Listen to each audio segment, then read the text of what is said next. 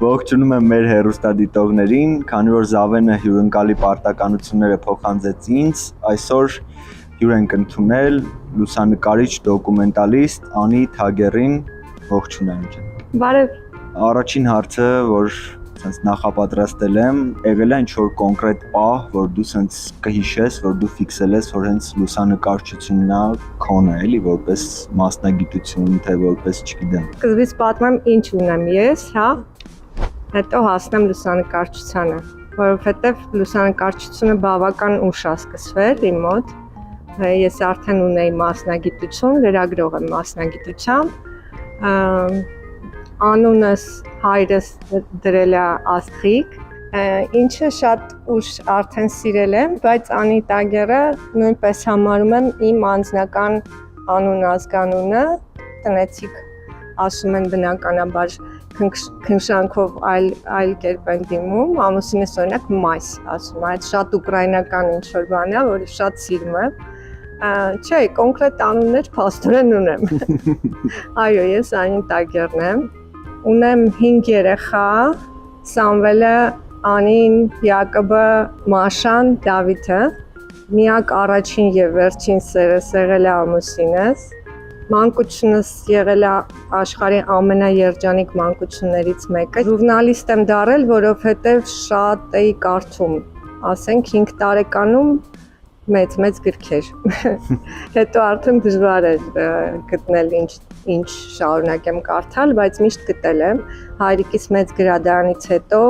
իմ անձնական գրադարանն եմ հավաքել, որովհետև չի երիքում, ամեն նոր հեղինակ ու գիրք այդ գանձա ու Աստծո պարգև ինձ թվում է, ունեմ սիրելի հայ գրողներ 2, որոնցով շատ երջանիկ եմ, որ գտել եմ ու սիրել եմ, դա և վերջը, ինչ էի ասում, երեխեքիցս առանձին խոսենք, խոստանում ես։ Հա, իհարկե, իմ համար այդ առանձնահատուկ հետաքրքիր թեմա է, նամանավանդ 5 երեխա, այդ մեր իրականության մեջ այդ շատ գովելի բան է։ Լավ, լուսանկարչությանը անցնենք, ուշ է սկսվել, արդեն ունեի 2 երեխա, 2 մեծերս կային ու Լևոն անունով տղա, որը նկարեց իմ տղային, ժապավենի վրա այն ժամանակ միայն ժապավեն էր, ու շատ լավ նկարեց ու երևի դրանից սկսվեց, աչքովս տեսա ոնց է կատարվում այդ հրաշքը ու սկսեցի անկուշտ պես նայել։ Իսկ մի հատ հարց կանեմ տամ, օրինակ ժապավենով նկարելը այդ ինչ-որ ուրիշ առանձնահատկություններ ունի, քո համար այդ ինչ-որ ուրիշ է տարբերությունը օրինակ։ Անպայման, ինչ լավ այդ հարցը տվեցիր, որովհետև էդ էլ է կարևոր պատմություն, ուրեմն հայրիկս նվիրեց թվային Օլիմպուս, փոքրիկ Միլնիցա։ Դրանից առաջ իհարկե կոդակներ էին ավտոմատ, ընտանեկան նկարների համար, վերջը հայրիկս քանի որ սիրեցի նկարել, նվիրեց այդ թվային Օլիմպուսը, որը շատ զարմանալի էր։ Ու սկսեցի նկարել, դրանով ունեմ ընկերուհի լուսանկարիչ Աննա Բաչորովա, որը ասաց, որ դրանով նկարել հնարավոր չի, ու ցույց տվեց ժապավենով իր նկարները։ Առաջին անգամ ժապավենով նկարելուց հետո Սևանում տղայիս էի նկարել, այդ իմ առաջի երեխայի, առաջի ժապավենի վրայի առաջին նկարն է։ Այնքան լավն է ստացվել, այդ ժապավենը երևակելուց հետո ես որ սենց նայեցի, ես հասկացա, որ ուրիշ լուսանկարչություն չկա ու չի կարող լինել։ Դրանից հետո ուրեմն օպերային թատրոնում բաներ, ինչ որ երեկոեր չեմ կարող հիշել ինչ երեկո, բայց մեծ էկրանի վրա ցուցադրվում էր այդ նկարը Խորեն Աբրահամյանի Ես իմ անուշի տակ ու այդ ինչ-որ շատ ամենամեծ գովասանքն է իմ նկարին ու նվիրումը։ Ես գիտեմ, որ ճանապարհորդել ես տարբեր երկրներում ինչ-որ ֆոտոշարքեր ունես ինչ-որ առանձնահատված, որ քո համար սենց այդ երկրում արած ֆոտոները ինչ-որ սենց հիշում ես ու տպավորել է քեզ։ Հա, ունեմ։ Եթե սկսեմ ինձ գովելուց, որովհետև ես գիտեմ, որ ես կին լուսանկարիչների մեջ լավագույնն եմ Հայաստանում։ Վստահորեն եմ ասում, որովհետև նաև շատերն են ասում։ Այսպես, շատ կարևոր մարդիկ են ասում։ Ու ըստ դրա ես սիրում փայփայում եմ իմ բոլոր ֆոտոշարքերը, բոլորը իմ համար շատ թանկ են ու շատ լավն են։ Եթե հարցնում ես դժվարությամբ ձեռք բերած կադրերի մասին, այո, կան այդպիսիները։ Իսրայելում շատ բարդ էր նկարելը։ Թաղամաս կար, որտեղ նույնիսկ տեղացիները չեն գնում, այդ կոչվում էր Մեաշարի, ու շատ արագ անցել եմ այդ տեղով, ու երեխաները հացի գնդիկներ ու քարեր են շպրտում, թքում են վրա, նույնիսկ իրենք հրեաները այդտեղով չեն անցնում, այդ խիստ օրթոդոքսալ թաղամաս է։ Հա, այդտեղ ես ունեցա հերոսական ֆոտոներ, հակելով դեմքները վազելով անցնում էին մարդիկ, վրաս չեն ճկել, որովհետև այդ խմբից փախա մի հատ ճղկացնելով։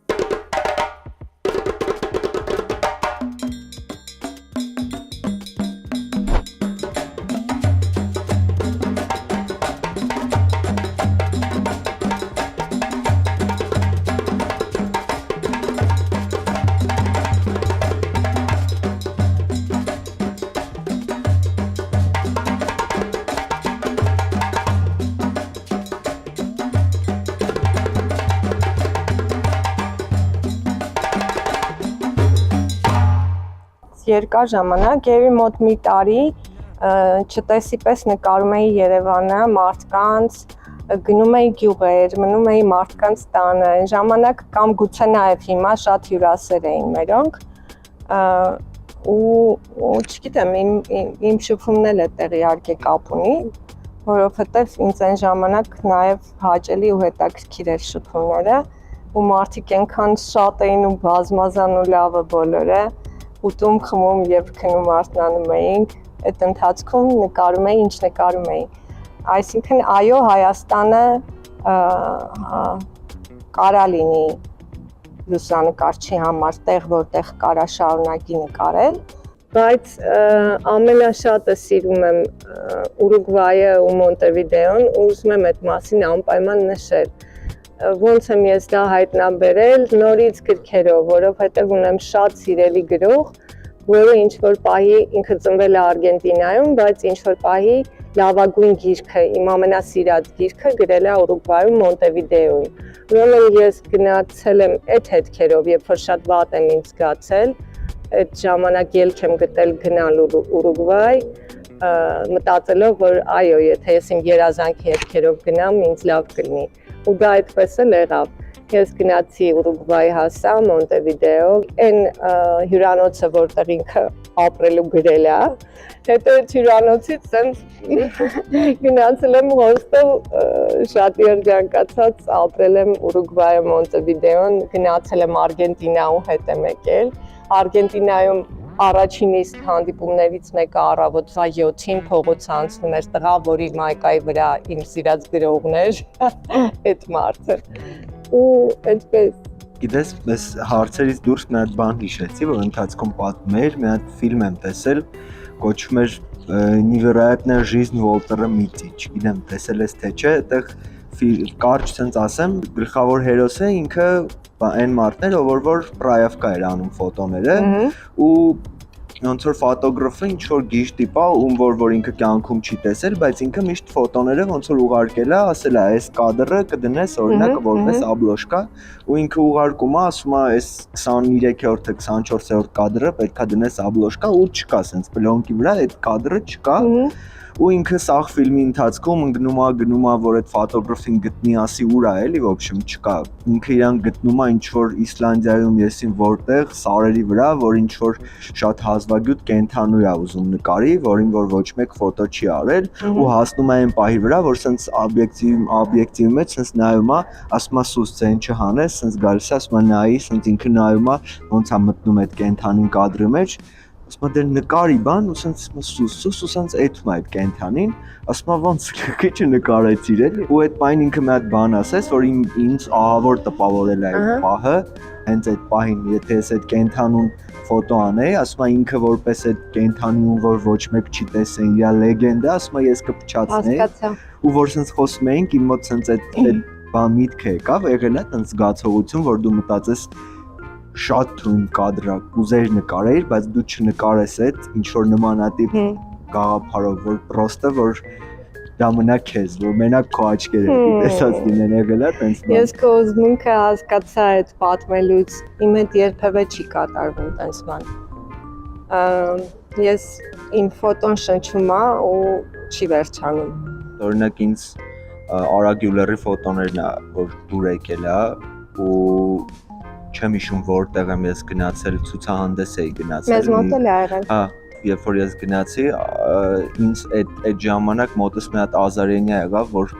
պետքա տպված լինի ֆոտոն իմ համար էլի, որտեվ երբ որ ինքը տպված ա լինում, այսինքն ոնց որ ես վերաբերվում եմ իրան, ոնց որ գեղանկարչություն, հիմա դու օրինակ ինտերնետով կարաս նայես հայտնի նկարիչի ինչ որ մի հատ նկարի, դու չես կարա չէ նույն հաճույքը ստանաս, ինչ որ գնայր գալերիայում կախված։ Ես այդ նույն ձև եմ ընկալում իրան։ Ես իմ ամենասիրած ֆոտոգրաֆին ասեմ, որը Կուդելկան ա Ջոզեֆ, բայց ես այնքան շատ ունեմ սիրելի լուսանկարիչներ։ Ընկերուս հետ ֆրենետիկում մտանք Իրվինգ Պեն, մտանք ուղակի ցուցահանդես գիշերեր ու պարզվեց Իրվինգ Պենի քո ասած պրինտերն են ձեռքի տպած հսկա պրինտերի ցուցադրություններ ու ես որ երբևէ նատյուրմորտն եմ դժվար հասկանում եւ այլն, ցնցված է Իրվինգ Պենի ցուցադրությունից։ Իմ մտերիմներից դա Դավիթ Նադեկտեր, իմ եղբայրն է Իսրայելում, Երուսաղեմում ապրող, Ջուլիանա Կամիսարով իր կինը։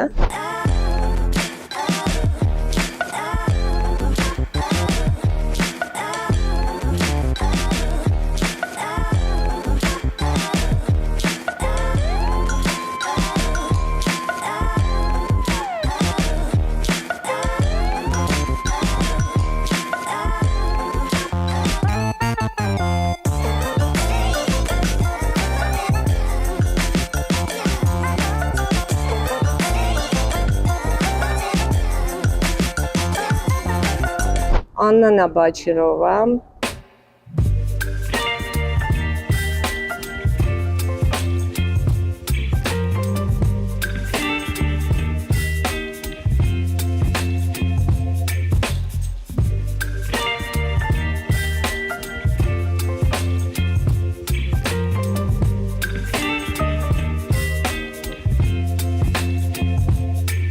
Երեխեքի մոտ կան ցանկություններ ֆոտոյի հետ կապված, իսկ ինչ ոլորտի։ Տղաս մեծս 24 տարեկան է ու ամերիկյան ընկերությունում շատ լավ մասնագետ է, շատ արդեն ճանաչում ստացած եւ շուտով հարսանիքն է։ Իսկ ինչ է մասնագիտությամբ, ինչ է։ Մասնագիտությամբ միջազգայնագետ է, Անիս 23 տարեկանն է ու երկնքում է։ Յակոբս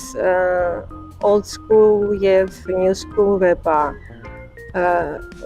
Մարիան ասաց, որ ինքը գուրու է։ Ինձ հարցեր էին տալիս վերջերս ինչ ա լսում։ Ես բնական է շիվարել եմ, չգիտեի ինչ ասեի։ Մարիան ասաց ինքը ռեպի գուրուն է։ Այո, այդպիսի բան կա։ Մաշան ապրում է բալետում,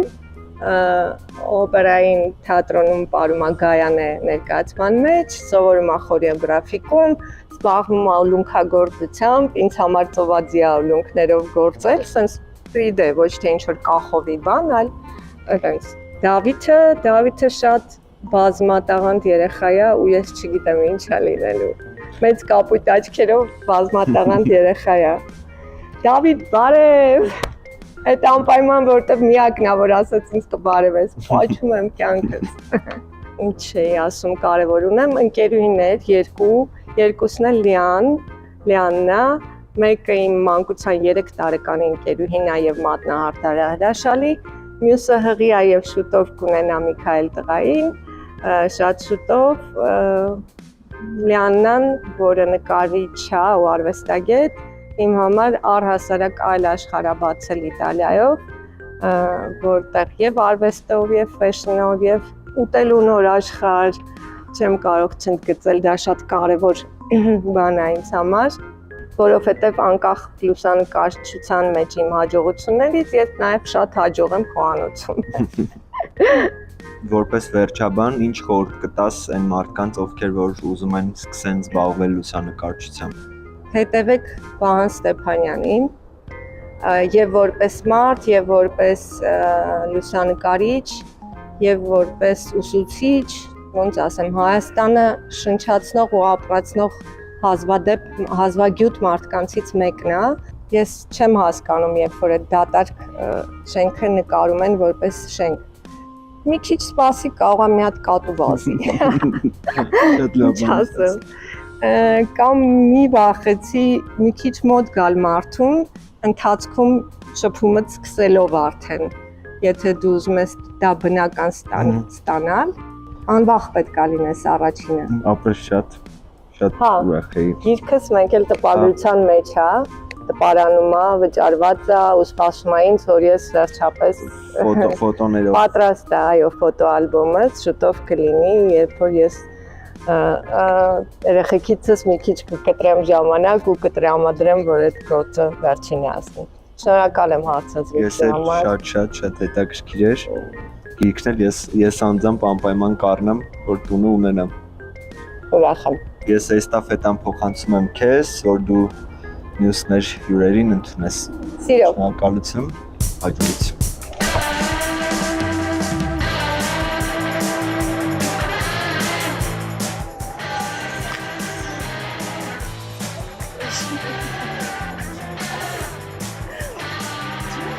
Չի թողում գազ։ Ես մոռացա նշել ճակատագրի եւ աստանվեր մարդկանց ինձ համար, որոնք Արեն Նավոսկանյան եւ Ալանա, որը շատ վաղուց է, Ալլային բարևներ Նյու Յորքում, Օչե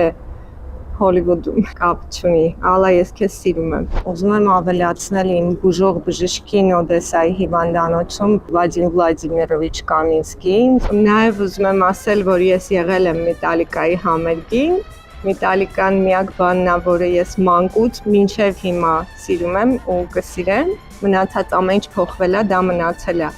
Սիրում եմ ամուսնուս, ընտանիքս, ծնողներիս, ընկերներիս, որոնք քիչ են, բայց հրաշալին են։ Հասմիկ ջան էլ, Հասիկ ջան, նույնպես։ Կներեք, որ անձնական բարևներ եմ տալիս։ Շնորհակալություն Արմանին հրաշալի զրույցի համար։ Ինձ փոխանցել է Արմանը էստաֆետը։ Ողջույն Լարա ջան։ Տրամադրությունս լավ է քոնը։ Հրաշալի։ Շատ լավ։ Ես գիտեմ որոշ բաներ, ես նայել եմ 3 Instagram-ը եւ առհասարակ ես եղել եմ ձեր հարսանիքին ու միևնույնն է ծանոթ չէի, շատ անակնկալով եմ հայտնվել այդտեղ ու շատ շնորհակալ եմ դրա համար, Տիգրանից եւ քեզնից, ու 3 ավելի շատ ծանոթացա քո գործունեության հետ, ընդամենը Instagram-ով, որը քիչ չի ինձ համար։ Քանի որ գիտեմ, որ ակունքները քո եւ գործունեության եւ մանկության Վանաձորում են, ուզում եմ հարցնել ինչից է սկսել Վանաձորում ու ինչ ես անում։ Վանաձորում ունեմ նորաձևության սրահ, ատելյե, որը սիրով հիմնադրել եմ ընկերներիս հետ միասին 2017-ին։ Հիմա մոտ 2 տարի առաջ տեղափոխվեցինք Երևան Տիգրանի հետ, ամուսնուս հետ, ու այստեղ ենք բնակվում, այստեղ եմ փորձում ինչ-որ բան սկսել, բայց հասկանում եմ, որ այս քաղաքը շատ մեծ է, համեմատած Վանաձորի հետ ու մի քիչ դժվար է, երբ սկսեցի Վանաձորում, սրահներ չկային, այսինքն կային դերձակներ, որոնք տանն էին աշխատում, կային փոքրիկ ատելյաներ, բայց հենց մոդելավորող քաղաքը չուներ, եթե չեմ սխալվում, մեկ մոդելավորող կար Հարսանյաց գեստների համար, ինքը հետո տեղափոխվեց ու մենք մնացինք։ Հիմա սրահներ կան ու իմ կարծիքով շատ բան փոխվեց այս տարիների ընթացքում։ Նաև շրջմել կա մեզ մոտ ու կան մարդիկ, ովքեր սովորեցին ու իրանք էլ սրա հիմնեցին։ Իսկ բացի տեխնիկապես մասնագիտությունը, այլ հնարավորություններ, օրություն ինչ ես տալիս երեխեքին կամ մեծերին, մեծերն էլ են գալիս։ Հա, ես ամենամեծ աշակերտուհիս ինքը ուսուցչուհի էր ու 56 տարեկան, եթե չեմ սխալվում 56 տարեկան, Տիկին Մարինեն, ինքը անդադ ասում էր ես շուտով պիտի գնամ թոշակի, ես մտածում եմ ինչով պիտի զբաղվեմ, եկել եմ քեզ մոտ սովորեմ, որ հետո յուբկանեմ, կարել եմ բլուզնեմ, կարել եմ բոլորի։ Գոնե մի յուբկա կարեց, որպես քննություն կա այդպեսին, որ քեզ հանձնում են իրենց սովորած ինչ-որ բաներ յուբկա կամ բլուզ։ Մենք 3x ձելաներ սովորում ենք բլուզ, տաբատ ու կիսաշրջազգեստ, այսինքն մեկ հիմքից տարբեր լեգալներ ենք կառուցում, մոդելավորում ու մոտավորապես 70 ու ավել տեսակի մոդելներ հնարավոր է ստանալ։ Վանաձորը հանգստացնող բնույթ ունի, բոլորը հանգստանում են Վանաձորում։ Գալիս ես ու ոչ մի բան չես ուսումնասիրել։ Տենց քաղաք է։ Տիգրանը պատմում էր, որ երբ որ ինձ բան տաքսի է պատվիրում Վանաձորում 100 դրամ մատ կազմում ու ասում է վատ ես գում տաքսի պատվիրել ու էդ էլ է ինչ-որ հեքիաթի պես կախարդական փոքր բան է։ Հա, իրոք որ մինչև 8 ժամ մնում էի ատելյեմ աշխատում մենակ, հետո պիտի տուն գնայի, արդեն սաղ վարորդները ինձ գիտեին, վարորդներ կային ասում էին չի, գումարել չէին, ասում էին չի, դու են աղջիկն ես, որ 8 ժամ, իսկ հագուստ նկարելու համար և կարելու անհրաժեշտ է կրթություն, թե կարող են վերցնել կտրել կտորը կարել գրագետ հագուստ տալու համար։ Ինձ թվում է հիմքը շատ կարևոր է ու պետքա սովորել։ Ես չեմ ընդունում, երբ մարդիկ ուղղակի ասում են ես տվորչիսկի մարդ եմ, իրավունք ունեմ միանգամից ստեղծագործել, ինձ թվում է պիտի նախ շատ լավ ֆունդամենտ ունենաս, չէ՞, նոր քեզ թույլ տաս ճիշտ ճանապարհից շեղվես ու ինչ-որ ստեղծագործես, այդ առումով կրթությունը շատ կարևոր է։ Ինչ փորձեր ես անում Երևանում այդ շարունակելու կամ 0-ից հիմնադրելու։ Մինչ այս պահը ես կարել եմ պատվերով, բայց հիմա ինձ թվում է արդեն ունեմ որոշակի գիտելիք, փորձ ու ուզում եմ ստեղծեմ հագուստներ հավաքածում։ Ինձ միշտ խանգարել է հավաքածու ստեղծելու հարցում այն փաստը, որ նորաձևության ոլորտում այդ կա չէ սեզոնային հագուստը դու միշտ պետքա ունենաս հավաքածու, այսինքն գարուն, աշուն, ամառ-ձմեռ հավաքածուներ կան, չէ՞ որ դու պիտի հասցնես, դա ոնց որ ինչ-որ տեմպ է, դու պետքա մտնես այդ տեմպի մեջ ու հասցնես։ Ու ես դրան բեմ եմ եղել, չեմ հասկացել ոնց կարելի է դա Ինչ հրաշալի է, որովհետև բոլոր բնակավարներում այդ դեդլայնները, որոնք մարդիկ իրենց մտցնում են, այդ բաները, կոնտրակտները, որոնք կնքում են ֆինանսավորողների հետ, այդ դարձնում է ոչ մի բան, չէ՞, երբ որ ժամանակի թելադրանքով ու սահմանափակումով պիտի աշխատես, նենց որ հրաշալի է, որ դու ազատ ես ստեղծելուդ մեջ, պետքա հորինեմ, նոր կոնստրուկցիա ձև, ուզում եմ ֆունկցիոնալ լինի, չգիտեմ, ինձ թվում է շատ բան կա մտածելու, այդ տեմպը իսկ մուսային տեղ տալիս ես այդ հարցերում, այսինքն ինքը պոեզիայի պես պիտի գա ու գրելու պես ստեղծես, նկարես, թե որոշում ես, որ պիտի նկարես, նստումի նկարվում է։ Ինձ թվում է ես անընդհատ գործում եմ, բայց կան պահեր ու այդ լավ բանը ստացվում է հենց այն ժամանակ, երբ որ դու դա սրտանց այսենց մտածել ես այդ պահին ու պետքա արագ կարես, օրինակ այսօր առավոտյան Տիգրանի համար պանամկա եմ կարել։ պետք է դրա հետ սառոճկա էլ կար։ Ցույց Այդ բանականները տեսա, որ ակտուալ են ու մի հատ կտոր ունեի։ Մի հատ կտոր ուներ, վերցրել էր ու անդադ ասում էր դե կարի իմ համար այդ վերնաշապը կարի, անդադ ասում էի հետո։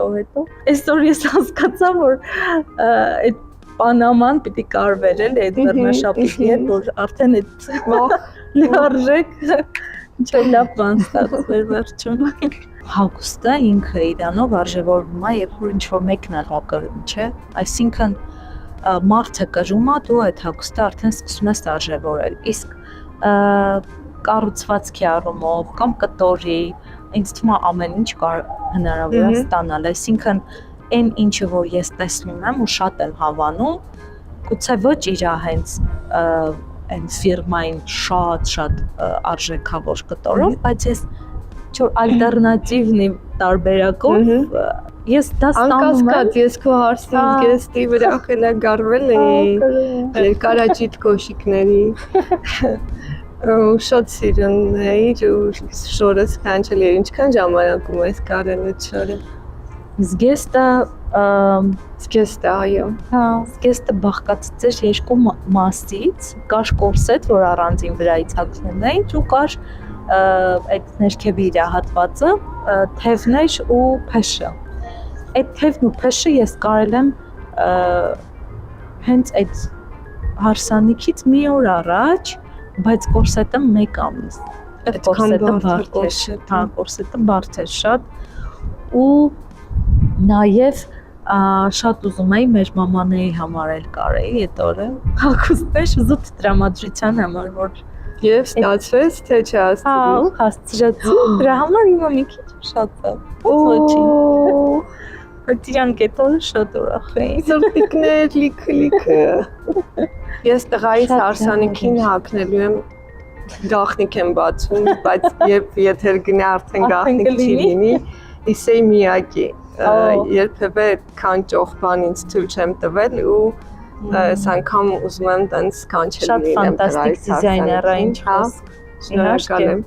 Դրա համար սկսեցի, որ ի վերջո հարցնեին լավ եմ արել, թե չէ։ Շատ, այդ կոստյումների շարքը շատ ֆանտաստիկ է։ Առհասարակ երևի ճապոնացիներն չէ, ամեն դեպքում հիմա ճապոնացիները անկախ նրանից որ Փարիզում է սկսվել ամեն ինչ, երևի հիմա եւ վրացի դիզայներներ։ Այո, իհարկե, Դեմնան Բալենսիագա։ Ինձ ամենալավն է։ Կանչելին պատկերացնում եմ, որ աղջիկը շուտով ամեն օր մեծանալով վայելելու է քո ձեռքի կարած շորիկները, սկզբից շորիկները, հետո չգիտեմ ինչերը։ Արի խոսենք քո մամա լինելուց, դուք ունեք հրաշալի բարիք, հրաշալի անունով Մաթիլդա Մաթևոսյան, շատ հնչեղա։ Այնտեղ սպասում է, հարիկ կբերես։ Տիգրան։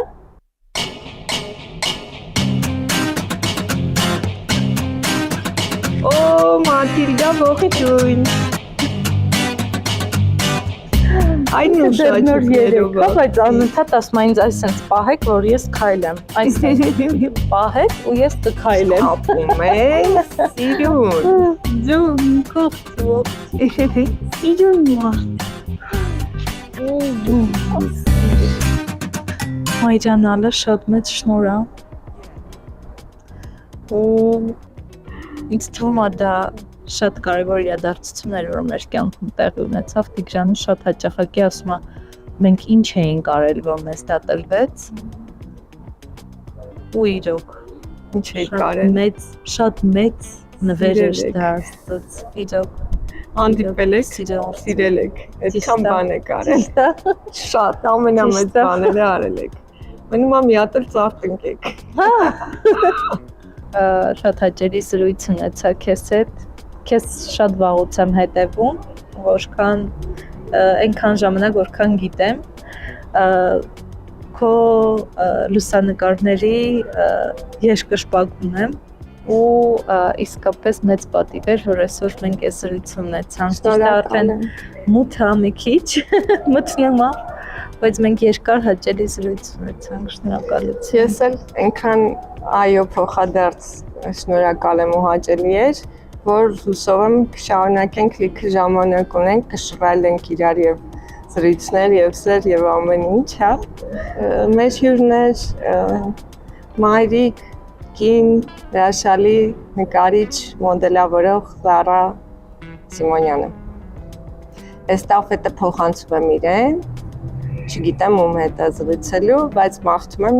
եւս լավ զրույց, եթե հնարավոր է, իմից լավը։ Շնորհակալություն։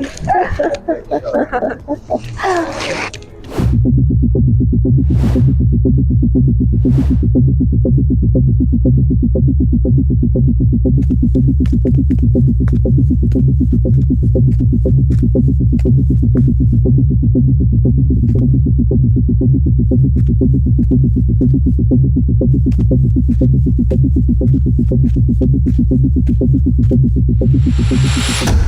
you.